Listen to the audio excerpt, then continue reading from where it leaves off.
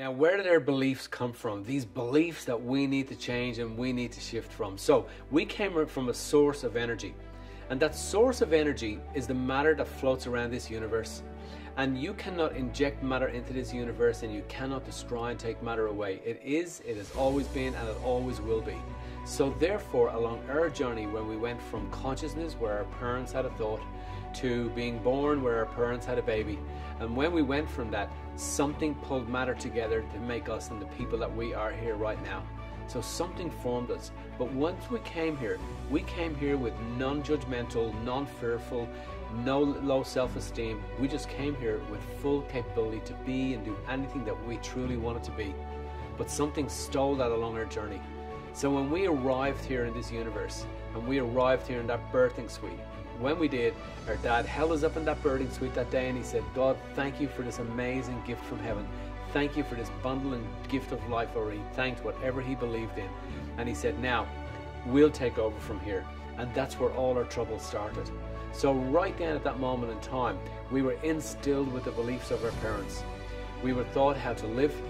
We were taught, some of us, how to love. And we were taught not to forgive, to be judgmental.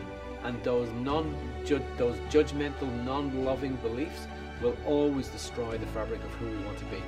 There's a great book called The Afterlife of Billy Fingers.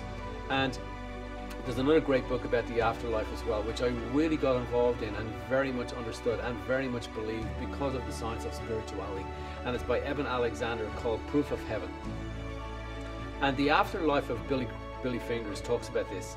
It talks about Billy, who died at about 62 years of age. Suddenly, he was a drug addict, but he died suddenly. I think it was in a car crash, but he connected back with his sister, who's alive today, and talks about that. And his sister then, in her communication with him, and you don't have to believe it, but you just have to see the science behind it. And his sister, in her communication with him, said this: Billy, why were you a drug addict when you were on earth? And he said, you can't judge me, because he said, now that I'm here, I know that my intention, my conscious intention, was that my purpose was to experience what it's like to be a drug addict. But he said, I'm way beyond that now. So therefore, we come along and we judge. But the minute that we judge, we put a reflective mirror up to the universe and we say, we're worthy of judging. And the universe will say, fine, you've set the precedent, you've set the scene, so I'll be judging back of you. Because we set that scene and we leave that fingerprint in the universe. So now we're judged. I'll tell you my story around that and how I had to kill that emotion. So I very much judged my grandfather, because my grandfather didn't love my grandmother, and I could really, really feel that, and I felt so sorry for my grandmother. So what I had to do was I had to make a determination that I was either going to live with that emotion forever and a day, or I was going to discharge that emotion, because that emotion was always going to hold me back, and I was always getting judged. Why? Because I was judging, and I was resentful, and I was always getting resentment back.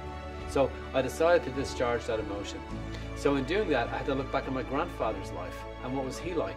Well, my grandfather, I found out, was born and raised by a very tough man who never taught my grandfather how to love. So how could my grandfather, if he never learned how to love, ever love my grandmother? It was impossible, because there was no book written on how to do it. So you had to either learn it yourself, or somebody had to teach you how to do it. And if they didn't teach us how to do it, well then if we're living in a non-loving relationship, we have to look back at that. Now I had to turn judgmental into another emotion. So I decided in my meditation then to turn judgmental into understanding, into forgiveness, and into gratitude. Because I know that there's a consequence to those negative emotions. And the consequence is everything that I have and have not got in my life. We cannot give if we cannot take. So therefore, when we think about that, and I think back on it, I think to myself, how dare I judge my grandfather when I don't know what his conscious intention was, what his spiritual intention was, if he was here to experience a life of not knowing what it's like to love or to be loved.